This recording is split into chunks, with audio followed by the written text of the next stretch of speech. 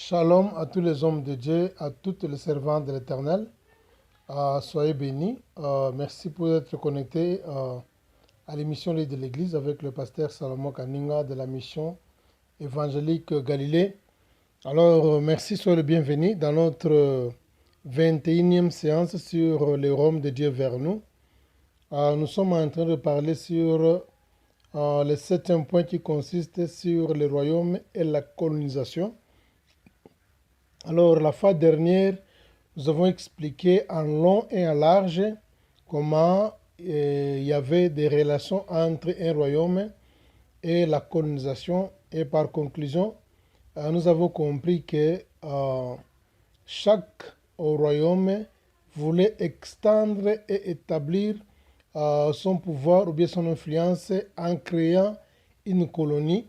Alors, dans la colonie, ils envoyaient des gouverneurs pour apprendre aux habitants locaux de la colonie à leur culture, leurs traditions, selon la définition du roi et les affecter avec les desseins du roi, tout consort. Alors, nous avons bien compris. Et par après, vers la fin là, qu'est-ce que nous avons dit? La relation entre les royaumes et la colonie peut se briser par l'action que nous appelons l'indépendance. Dès qu'une colonie veut vivre d'une façon indépendante par rapport au royaume, bien au pays métropole, il demande l'indépendance. Et nous avons expliqué ça comme étant donné la chute de l'homme dans le jardin d'Éden.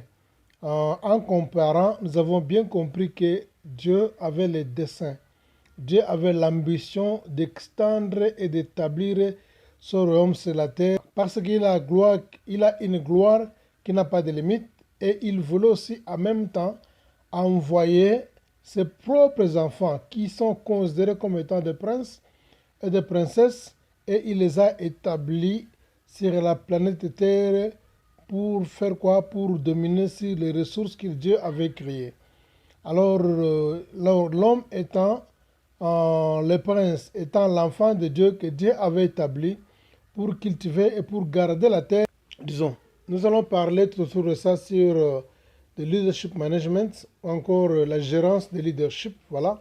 En français, la gérance de leadership, on va parler tout autour de ça, pour vous faire voir que la terre appartient toujours à l'Éternel et Dieu a établi l'homme comme seulement un gérant parce qu'un jour nous allons nous rendre compte. Raison pour laquelle vous allez voir dans la Bible beaucoup de paraboles que le Seigneur Jésus-Christ avait données, avait toujours trait à une personne qui avait donné la gérance de ses biens à ses serviteurs jusqu'à ce qu'il va revenir pour que chacun d'eux puisse lui donner le rapport par rapport à la productivité de ses actions. Alors aujourd'hui, je pense bien que ce n'est pas le cas, mais nous continuons, nous allons en parler ça. Je pense que ça sera dans des leçons qui viendront les jours à venir si le Seigneur va nous prêter vie. Alors, nous avons compris une chose, quand Dieu avait établi l'homme dans le jardin d'Éden, Dieu avait donné à l'homme les gouverneurs. Le gouverneur n'est rien d'autre que le Saint-Esprit de Dieu, que Dieu avait placé l'homme pour instruire, pour enseigner. Raison pour laquelle la Bible a toujours appelé le Saint-Esprit un enseignant. Le Saint-Esprit n'est pas un prédicateur, mais le Saint-Esprit est un enseignant. Et quand entendons-nous parler par enseignant, par définition, en grec, l'enseignant, bien enseigner signifie instruire pour un changement. Le Saint-Esprit est venu pour nous instruire au changement, pour nous orienter, pour nous impacter comment nous devons vivre par l'influence royale, par l'influence de Dieu, comment on doit refléter la volonté de Dieu, le merci de Dieu, comment on doit refléter l'image de Dieu. C'était ça le travail du Saint-Esprit. Mais alors, nous avons ici aussi parlé en long et large que dès qu'une colonie demande l'indépendance, donc la première chose, le gouverneur doit fermer ses bagages. Avec les citoyens du royaume, ils doivent rentrer dans leur patrie.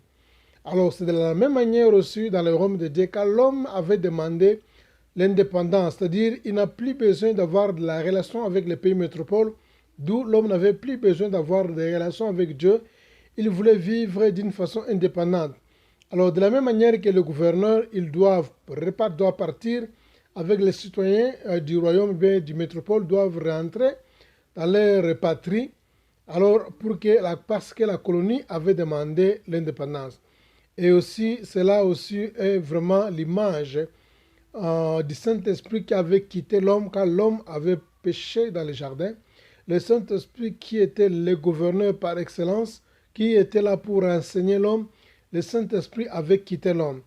Maintenant, ce qui est curieux, qu'est-ce que nous remarquons ici? Quand le Seigneur Jésus-Christ est venu, sa mission n'était rien d'autre que de venir, à part la mort sur la croix, il est venu restaurer l'Esprit de Dieu dans l'homme. Le Seigneur est venu restaurer l'Esprit de Dieu dans l'homme. C'était ça sa mission. C'est pourquoi, vers la fin de sa mission, donc Jean chapitre 20, le verset 22, la Bible dit, après ces paroles, il souffla sur eux et dit, recevez le Saint-Esprit. C'était ça vers sa mission. Il a soufflé encore de nouveau. Quand il a soufflé de nouveau, c'était pour restaurer le Saint-Esprit dans la vie de l'homme que Dieu avait établi comme gérant dans ses ressources. Alors, c'est alors que le Seigneur Jésus-Christ avait restauré le Saint-Esprit dans la vie de l'homme, afin que le Saint-Esprit de Dieu puisse prendre encore sa place comme étant un gouverneur pour encore faire quoi? Pour orienter l'homme, pour enseigner l'homme. Quand il dit que quand le Saint-Esprit viendra, il vous conduira, il vous enseignera, il vous convaincra. C'est ça le travail du Saint-Esprit. Le Saint-Esprit est là pour faire quoi? Pour enseigner, pas seulement pour enseigner, il est là aussi pour juger. Le gouverneur jugeait. Vous savez, le gouverneur jugeait. Quand on dit Ponce Pilate, il était préfet qu'on appelle le gouverneur. Il jugeait aussi. Le gouverneur juge. Le Saint-Esprit dit il viendra pour juger, il viendra pour convaincre. Il est là aussi pour convaincre. Et il est là aussi pour faire quoi? Pour nous enseigner. Alors, nous avons bien déterminé la définition du royaume. Alors, pour compiler avec la définition du royaume, on a besoin du Saint-Esprit, puisque c'est lui qui va faire ce très grand travail. Nous avons bien dit au départ qu'il n'y a que le Saint-Esprit qui peut faire le travail du préfet ou du gouverneur dans la vie de l'homme afin de réussir. Par la définition, nous avons bien dit au départ que son rôle, c'est quoi? C'est s'assurer que l'homme soit influencé par l'autorité royale sur son territoire en l'impactant avec la volonté de Dieu, avec les desseins de Dieu, avec les objectifs de Dieu et avec les intentions de Dieu pour produire un peuple qui reflète la nature, la valeur et le mœurs du roi. C'est ça le travail du Saint-Esprit dans la vie de l'homme quand Jésus-Christ a soufflé du Saint-Esprit, puisque sans le Saint-Esprit, alors l'homme ne peut jamais refléter les mœurs du roi ou bien la nature du roi. Ça ne peut jamais se faire. Donc il n'y a que le Saint-Esprit qui peut venir avec cette influence royale sur notre vie. Raison pour laquelle la Bible dit, Jésus-Christ souffla sur les disciples et il a dit que recevez le Saint-Esprit de Dieu. Voilà. Alors, vous allez bien remarquer, à part ça, et dans toute la Bible, vous allez remarquer parmi les choses, eh bien les actions que le Seigneur Jésus-Christ avait opérées, il y a toujours ces mots ré qui se répètent. Ré, en principe, en grec, signifie refaire ou reprendre quelque chose. Même si vous allez consulter la dictionnaire, même en anglais, le ré là représente la même chose. Quand la Bible dit rédemption, quand la Bible dit réconciliation, le Seigneur est venu faire la rédemption. Il est venu nous réconcilier. Il est venu nous restaurer. Il est venu pour racheter. Il est venu pour renouveler. Il est venu pour renouveler l'intelligence. Il est venu pour la rémission. Alors, partout, vous remarquez ici, dans chaque mission de Jésus, vous remarquez le mot ré qui revient. Le mot ré là, que j'ai bien dit en grec, signifie quoi? Reprendre, refaire quelque chose qui a déjà existé. Même en anglais, c'est la même chose, c'est la même manière. Il y a toujours le ré qui reprend. Le ré là n'est pas seulement un terme qui est en français, mais c'est aussi un terme qui est dans beaucoup de langues. En principe, je pense bien ceux qui sont dans des pays qui parlent le portugais. Je pense bien que ces termes ici doivent aussi avoir la même considération dans le même contexte, même en anglais. Quand on dit rédemption, en anglais on parle redemption. Vous voyez, le R revient encore. Quand on dit réconciliation, en anglais on dit reconciliation. R, le R revient encore. Quand on dit restauration, en anglais on dit restoration. Le R revient encore. Racheter, en anglais on dit redeem. R revient encore. Il y a encore renouvellement de l'intelligence. En anglais on dit renewing of the mind. R revient encore. Et la rémission du péché. Vous allez voir que dans toutes les langues, on a toujours ce mot ici, re, qui signifie reprendre quelque chose qui a déjà existé. Donc c'était ça la mission de Jésus. Quand le Seigneur est venu, il a seulement repris quelque chose qui a déjà existé. On ne peut jamais faire la rédemption de quelque chose qui ne t'appartenait pas. On ne peut jamais réconcilier les gens qui n'avaient pas de bonnes relations au départ. On ne peut jamais restaurer quelque chose qui n'était pas en bon état au départ. On ne peut jamais racheter quelque chose qu'on n'avait pas, quelque chose qu'on ne s'appropriait pas auparavant. On ne peut jamais renouveler quelque chose qui n'existait. Tu vois, alors c'est pourquoi, vraiment, c'est avec beaucoup de capital, je demandais aux hommes de Dieu et aux serviteurs de Dieu de considérer vraiment ce message ici. Alors, je disais, quand le Seigneur a soufflé, il a dit, recevez le Saint-Esprit, parce que le Saint-Esprit avait quitté l'homme dès le jardin.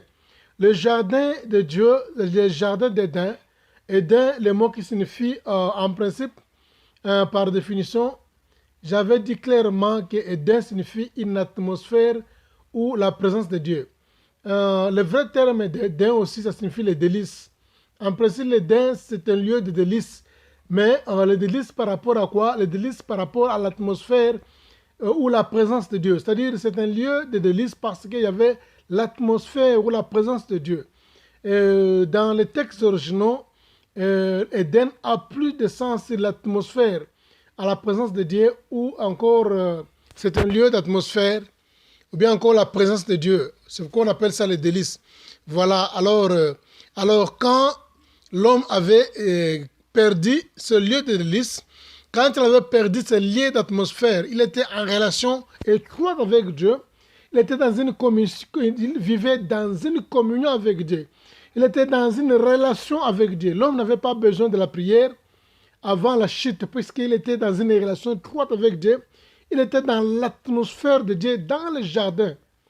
C'est pourquoi jusqu'à aujourd'hui, il est difficile à détecter là où se trouvait le jardin d'Éden. Les gens font que tâtonner. En principe, c'est un lieu qui signifie une atmosphère, la présence de Dieu, un lieu de délices, un lieu qu'on doit admirer, un lieu que l'homme a une présence, une intimité directe avec Dieu. L'homme n'avait pas besoin de jeûne de prière, il n'avait pas besoin de prière, puisqu'il était déjà dans l'atmosphère, en contact avec Dieu d'une façon mystérieuse, par cette atmosphère-là, par le lieu de délices. Alors quand l'homme a perdu ce lieu-là, comme le Saint-Esprit, le gouverneur, l'avait quitté, Dieu devrait chasser l'homme dans le jardin d'Éden. Alors quand Dieu l'avait chassé dans le jardin d'Éden, l'homme était sans l'Esprit de Dieu en lui. Et là, on a dit la fois passée que l'Esprit de Dieu venait de temps en temps pour accomplir une mission, mais il n'habitait pas dans les gens. Il n'habitait pas dans les gens, mais il venait seulement, il se reposait et accomplir une tâche. Après, il faisait quoi? Il rentrait, mais il ne demeurait pas permanemment dans l'esprit de l'homme. C'est pourquoi la Bible dit dans Joël que dans les derniers temps, je répandrai de mon esprit sur toute chair. Ça, c'est la promesse de Dieu. Il a promis de répandre de son esprit sur toute chair. Alors, c'est pourquoi, quand le Seigneur est venu, il a accompli et il a réalisé cette prophétie-là en prenant son esprit et il a soufflé sur les disciples afin que les gouverneurs par excellence, les gouverneurs divins puissent encore demeurer, habiter dans l'homme pour faire quoi? Pour influencer l'homme avec la définition, pour influencer l'homme par rapport à la définition du roi, comme nous l'avons dit que non, c'est l'influence royale sur un peuple. Alors voilà, peuple de Dieu, on peut terminer par ici. Sans plus tarder, nous allons passer à la 8e leçon qui consiste sur la réputation du roi. Alors nous allons parler maintenant sur la réputation du roi à la 22e séance. Merci, soyez connectés pour suivre la 22e séance avec le 8e point qui consiste sur la réputation du roi. Ça, c'est vraiment merveilleux. Vous allez beaucoup apprécier ça. Merci. C'est ça, merci. C'est ça, merci. Si vous